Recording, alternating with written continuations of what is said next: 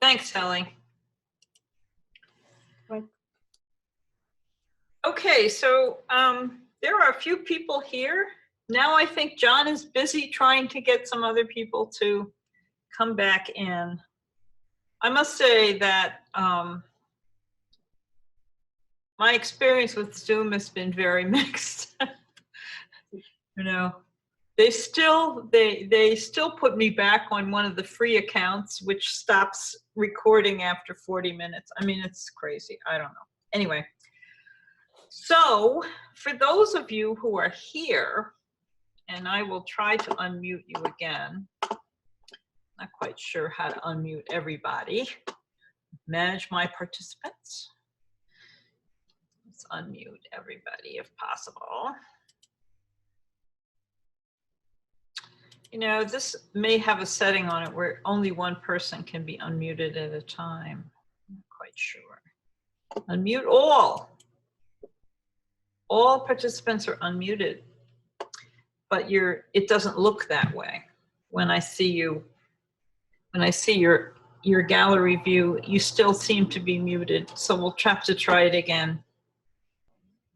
So there's David unmuted. Yeah, I'm here. Yay! David, we've both gotten sort of like thrown around a bit. Well, I went to get something to eat. So. I was going to say, I hoped everyone would go refresh their coffee. Yeah. So here we are. Now, I want to make sure that I sort of get everybody on the same page here for just a minute. Come on, unmute them all. All participants are unmuted. Well, you could have fooled me. Hey, there's John. He's back. Only David got himself a little something to eat. Maybe John poured himself a stiff scotch. I don't know. I went around the world. Okay. All right, so let's look at this After Effects here for a minute. All right, the point is that a great deal of the compositing and special effects that you see in film and video is done with either After Effects or similar program. After Effects is to compositing what Photoshop is to you know, the pixelated image. It's the grandmother of them all. And it really hasn't changed very much, as you could witness from me giving you that 24-page color PDF to do the tour. And it was from After Effects 5.5. I think we're on 19 now. And there was only one word in the entire document that I had to change. So After Effects has gotten refined and a little better here and a little better there, but there's very little new in After Effects. It's still so powerful, though, that people use it all the time. And it's clean and simple compared to some of the other compositing programs. Anyway, so what I did to explain a little bit about how these special effects often work, and this would be, you know, the special effect of, for instance, a car blowing up on the side of the road, and then you see the fragments go everywhere, and you see the fire, and you see the smoke, and there is no car. That's all done in special effects. That's, you know, sort of something we're also used to seeing, that when you see the 18-wheeler go off the side of the cliff and start, you know, twisting in the wind as it falls to the bottom of the gorge, you know that it's not a real 18-wheeler. You know, it's really just been done in special effects. So there are so many instances of this, and so many instances where people in FX fix things afterwards when they say that sort of cliche of we'll fix it in post. Well, post-production is editing, obviously, and replacing audio and so many things, but it's also adding or fixing with special effects, little small things, you know. If you had a scene that you had to reshoot because in the first sequence, the female character was carrying a yellow pocketbook over her shoulder, and then you realize that you have to reshoot that scene, and there's no yellow pocketbook anymore, all you can get is brown or something. How hard and expensive is it to reshoot that whole scene just because of the pocketbook color? It would be a lot easier for special effects to get in there and color the pocketbook in the new scene, the same color it was in the old scene, and just cut it in. So that's the kind of work that isn't very glamorous, but it gets done a lot. Color replacement, fixing small errors, you know, somebody in the Brad Pitt is eating a hamburger and he gets a little bit of ketchup on the side of his, you know, camel colored shirt, and everybody thinks that's not good. It doesn't look like his character, wouldn't be a slob like that. So special effects comes in and takes the little piece of ketchup off. No matter how many frames it takes, you get his shirt looking spotless. Anyway, how a lot of this is done by matting and masking. Okay, we have done some masks. Last week, we did kind of a nice job with masks, making solid layers look like those blue rings that became the gyroscope, that became the graphic. So that was just kind of a clever use of masks. We also had, in the week before then, used one tracking mat. A track mat is what we use the black and white moving sky video for. We had some moving sky and we wanted to make it look nice on the station ID above the hills. And so I put it in as a track mat, which means that the dark and light, the black to white scale on that layer would be translated into opaque to transparent as a track mat. Now, I don't have a track mat in this project today, but I have another project we may get to where you will use track mats. So the basic trick, you know, there's only like one magic trick, right? The basic trick to make things look like the knife went through the hand, the car blew up and you saw underneath it as it was blowing up. All of that stuff is almost all done in a similar way. It's putting a mask over a portion of the image. So let's see here. If I play this, here's a hand, here's a knife. As the knife is going through, we see it coming out on the other side. So it looks like the knife penetrated the hand. The trick for this is really simple, and it's kind of used in various ways for everything from blowing people's legs off to, you know, shattering someone's windshield as they hit the mountainside or whatever. And it's done this way. The portion that makes it look like the knife is going through the hand is actually a second layer of the hand that's been, I'll show you, used and copied right on top of the first layer. If you look at this stack of layers here in After Effects, you'll see that at least in the beginning, let's see, here, the hand on the bottom, this is a cartoon hand, obviously, the hand on the bottom is the drawing of the hand. The knife is the drawing of the knife, but then there's this other hand shape up here, and we won't know what it is until I clear out the rest of this. Okay, so this is the third layer. The first layer was the whole hand, all right? The second layer was the knife, and the third layer is the whole hand with this portion of it removed, okay? So let's just do it without the knife. If I put the whole hand back, it looks like that. If I take the third layer off, which is the thumb and finger, you can't see the difference because it's an identical copy that has had a portion of it removed by masking it out. Now the knife appears to go through the hand because it's going between the two layers, right? So what we're really doing is we're setting up a hand like this. We're copying this hand perfectly on top of itself. And then we're slipping the knife between hand on top and hand in the back. And that's what makes it look like the illusion, right? So here comes, we'll just do it one more time. And then I added a little bit of blood there just to give it a little bit more veracity. Okay, that's the trick.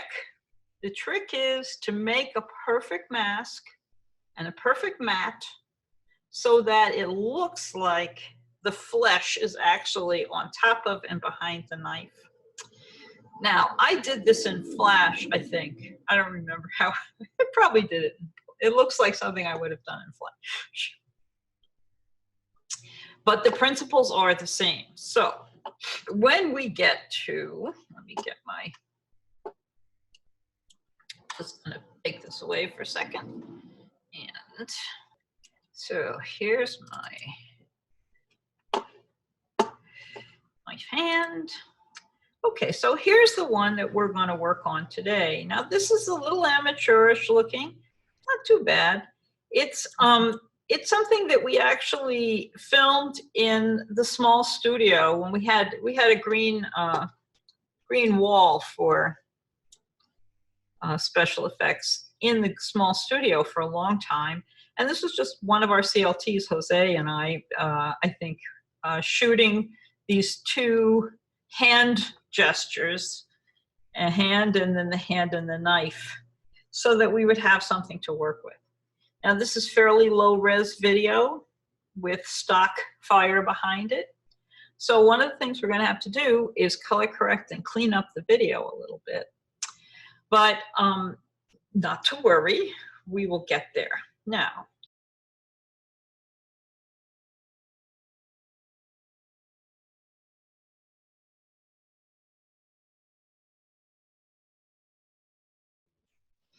thanks, Ellie. Okay, so there are a few people here. Now I think John is busy trying to get some other people to come back in. I must say that my experience with Zoom has been very mixed. You know, they still put me back on one of the free accounts, which stops recording after 40 minutes. I mean, it's crazy. I don't know. Anyway. Okay. So what we've done in this project is we've imported the different videos that we're going to use to composite this. We have the knife hand, which looks like this. That's a movie. We have, I mean, just the hand. We have the knife, that's a movie. We have two of these special effects, or just stock movies of fireballs. All made in Maya, I should mention. Nobody has to light a fire anymore. Can all be made in Cinema 4D or Maya. Okay, so what we're going to do to start the composition is, and let me just mention here that this is the whole thing. And there's a couple of things in here that you might not have seen before. So, you know, I'm going to probably walk us through this as we start to construct this. But let's see what the not sure what the black solid is doing there. So look at the other one in the comp and see what the black solid is doing. There's the black solid too. Not quite sure. Oh, I think to demonstrate how to do one of the keying things. Okay. All right, so basically what happens here is that you start this project out with, I've turned off the fire so that it doesn't distract. But you'll have a little fire, and then the first video starts to play, which is bringing the hand up. Where is it? Yeah. Bringing the hand up into the frame, okay? Now, that's about as good as we're going to get that hand to look, because I can tell you It was kind of fuzzy video, and there was a certain amount of spill from the green wall behind it. It wasn't an easy thing to key. So when we got to this point, we had to say, good enough, we're happy.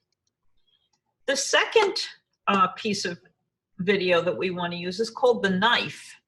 And I'm going to just look at the knife as a layer unto itself so that you can see it a little bit better. Here's just double clicking on anything in the project window. We'll open it in its own layer. So let's see, she said, isn't that the knife? Come on. Well, for now, all I really want to do, I think, is I just want to get down to this. So in the knife movie here, let's see. Okay, so in the knife movie, I see, number one, the knife movie is on the screen background. And again, the image of the hand and the knife is fairly soft. It's got a lot of green in it. There's a bit of a problem with this. You know, if I want to key out the background, and you see how when the knife moves, it starts to pick up some of the green. It's going to be hard to separate it just because it's on a green screen. Now, of course, the green screen is still the best choice because the color of the arm is towards the orange and yellow a little bit and pink. So it'll be easier to preserve the arm on a green screen, but we're going to have to do some work on this. So we'll have to spend a little time on that. That's that piece. The other thing is that the hand is coming in from the wrong direction. If you remember how the hand played, the hand comes up from the left. Let's see. Oh, we moved the hand up from the left. We animated the hand up from the left to the right. So it sort of looks like this. Oops, you can't see me. You can see John. John's doing the hand. And so we want the two of them to come together for the action of the knife piercing the hand. And we want some realistic look in this. Now, one of the things that anybody who does special effects will tell you is that your job is not just to make the right images so that it, you know, sort of looks probable, but you also have to kind of sell it. It's a little bit like a magic trick where you want to sell the illusion or the image to the audience. And there's a couple of things that are almost always in play. One thing is to try to do it fast, if possible. If it's possible to do it fast and still make it look right, that's better than doing it slow. And the other thing is to have something, maybe more than one thing, in the way that you create the image that has a realism to it, veracity, you know, veritas, V-E-R-I-T-A-S, meaning truthfulness, right? To have some truthfulness to what you're doing so that the audience doesn't question it. They just move on. They move with you. So we've been looking at these things in their layer menus. You can always click off the layer menu and get rid of it. There. The black solid is for the blood. I had sort of forgotten that that's why it was there. Okay. So let's just look at comp 1 here and look at the comp window. Come on. So without doing with the green screens kind of removed, what you should end up with is something that looks a little bit like this. Okay, we're going to take the hand and we're going to isolate it from its green background. And then we're going to rotate it up into the frame. There it is. That's us animating that. And then we're going to bring the knife in from the right side of the frame, which is not where it started. There's the knife. Notice that the blood is not timed correctly. The hand starts to bleed before the knife gets there. That's not so good. But we can fix that. A lot of blood on this one. And you can see that, again, you know, all those little things have to be really trimmed and fixed to sell the illusion correctly. So, But one of the things that's kind of nice about this is that if we just do our work sort of slowly and carefully, we can get a very nice image out of this, a very believable image. So I'm going to say, for the sake of getting started here, we're basically going to copy this composition, but in a mindful way so we know what we're doing. I'm going to say that I want to make a new composition. And I'm going to say that it's going to be in the same aspect as the one we've just been looking at. So it's the D1 square pixel. NTSC D1 square pixel is the preset. Incidentally, for those of you who thought, I can't do these rings along with how fast Professor's moving, I'll do it on my own. The video that I made, or the recording, I really did get in there and edit it and take out all my ums and ahs and staring into space. So it's 1 hour. It's a very good demonstration of how to make that project.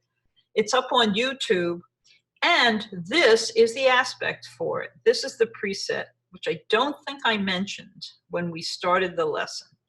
I'm telling you now, if you're going to make the 3D lesson for your portfolio, nice lesson, it's the NTSC D1 square pixel ratio that we've been using a lot for the standard definition work. And it's 720 by 534 square pixels, yada, yada. Now, I don't remember the runtime for the rings, but what we're doing here is 11 seconds. Okay, black background. All right. So here's our new composition. We're just going to call it Comp 2. And what we want to do is I'm just going to use Comp 1 as kind of a way of starting. Now, Comp 1 has the fire movie from the first frame.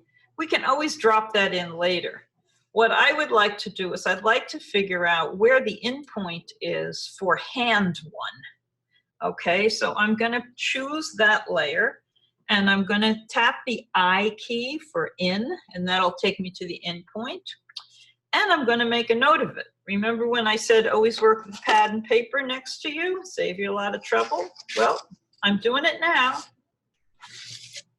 I have a pad. I don't know if you can see me, but I have a pad, and I'm going to say that hand 1, hand 01, start time is 1:18. I'm writing it down. Okay, 1:18. Now, you might notice, if you can see this configuration, that there's another layer above it that starts at the exact same moment. And what would that be? Well, that actually, I'll turn this one off. Come in here a little bit. Guess what that is? That is the hand that has had the cutaway. Remember I said that the hand has got to be a composite of one hand that's complete and the other hand that has had a portion removed by masking it, so that you can put the knife between the two of them. So if I turn the mask on here, here's where we can see what the mask looks like. The mask for this hand shape looks like that, but there's a second mask. Let's open it up. Which one is it? Oops, you want this. Second one here. And there you can see the second mask. Okay, so this first big lumpy thing, that's the general mask that we're using for the hand. But this special second hand has this mask on it. Now this mask has been drawn to try to give the knife kind of a place to enter the hand. It wasn't done so perfectly, I must say. I usually do it in the opposite direction. I want that arched wrinkle that we all have in our hands to be where the mask falls, because then it looks like the knife is going right into that little mound of flesh. And these things may seem a little morbid, but that's exactly what I mean by selling the illusion. That what sells the illusion is that you think, ooh, that looks that looks like a real hand. That looks real, okay? So I'm gonna stay with free. All right, so here we are with the first hand here is what we want to work with. Now, we want to get rid of the whole background.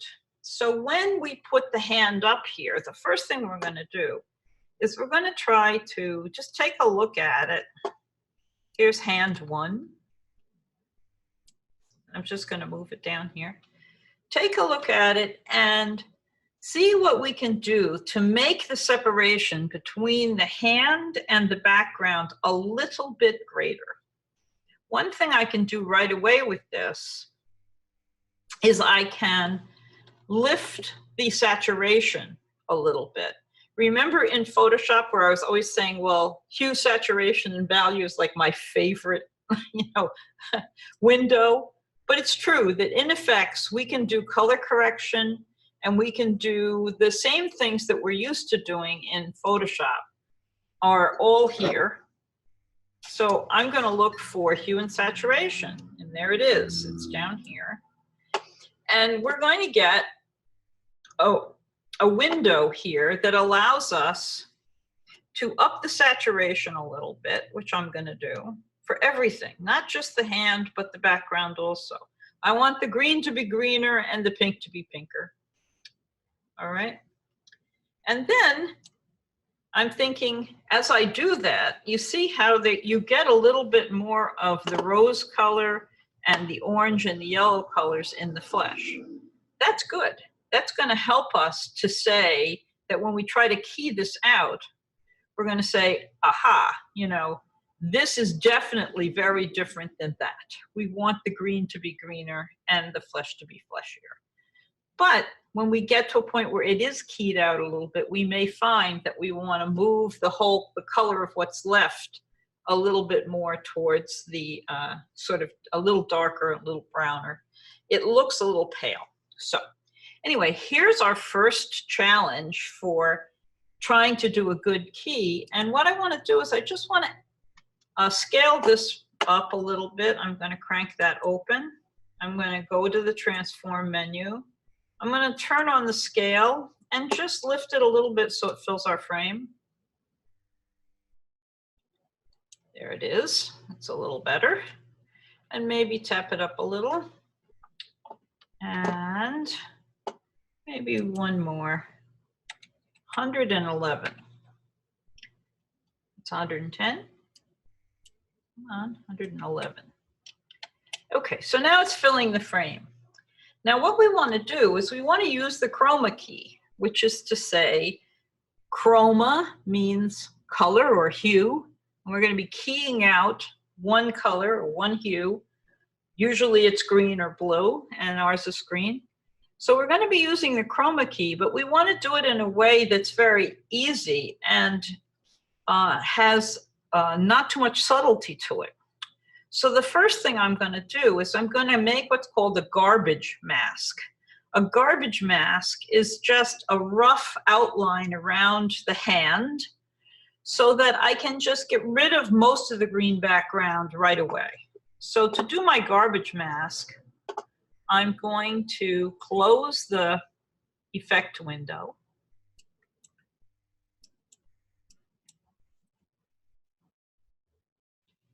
Close the panel. And I'm going to pick the pen tool. So we want the pen tool here to be making a mask, not a shape layer. And we'll see that when we click on here, if we click and get a yellow dot, that is what we want. That's the mask. There it is. So I'm just going to go roughly here around the hand. And if you're doing this at home, feel like the painter, Mr. Ross, would say. And if you're working at home. So I want to just go right outside here a little bit. Make sure I get everything.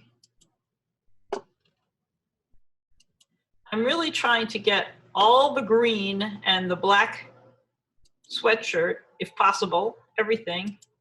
And now I want to close this you see a little circle come up next to the pen when you're about to close a path. So I'm going to close that path, and that's what I've chosen. So what I want to do right now, it looks like that mask is an add mask. It's adding all the green to my image. I really want the opposite. Right? I want to subtract mask. Aha. Now, the reason we took the trouble to do this is that there's actually quite a bit of variation in the green, even though it looks like a consistent green. You'd see if you were to try to key out that whole big area, parts of it would key out better than others because there's still variation in the lighting on that green. So this way, what we've done is we've only decided to deal with the green that's left and what's inside there. Okay? So we're going to do, this was a mask that we used to get rid of a lot of the green, but our second action is to go to the effects menu. And in the effects menu, if you go to keying, you're going to see there's a lot of key opportunities. There's a plain old color key, there's a color range, there's a lot of different things. But for beginners like us, the key light, which is an what do you call it? It's like an implant. No, that's not the right word. It's another company that they buy things from. Here it is, from Keylight Company. They are using their product because it's good. So what we want to do is we want to figure out, first of all, what kind of color, what kind of green, what selection on this green looks like a great sort of equalizer of the green.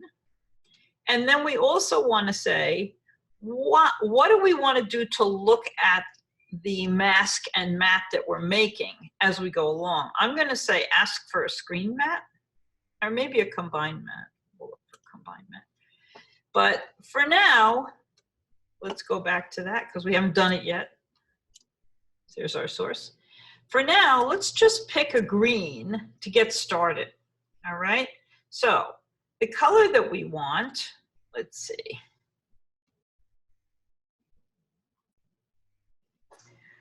I'm going to say, what if this is a little bit bigger here. I don't want to colorize this yet. I just want to click. Whoops, my bad.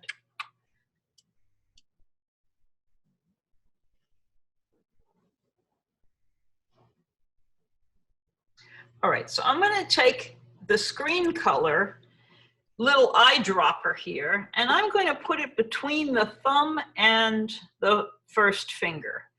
My experience doing this is that this is a really good even green area, and when I click on that, she said, and now let's see, what we've got is the screen matte. Yes. If we click on that, we can see how it really pulls almost all of the green into a black. And black means that we're not going to see it. White means that we will see it. So we got a pretty good pick there on the green.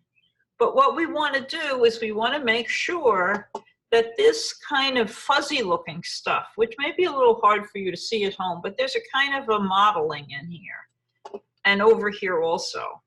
There's a kind of a modeling. And then there's a little fuzziness around all the edge here of the hand and so on. We want to clean that up a little bit.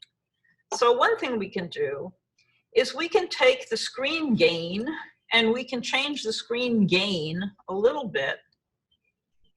And you'll see as you do this, it starts to add more black and sort of push into the hand. So I think, oh, I've probably done a little bit too much. I'm going to go back and maybe leave it at about 106, 107, something like that. See what that looks like. And then we're going to do a screen balance, which is balancing really the lights and the darks. So if I go way down here, I'm making all the hand gray, which means it would be semi-transparent. If I make it go past 50 here and I start lifting that up, then I'm filling in the hand a little bit. right? I'm filling in the hand a little bit.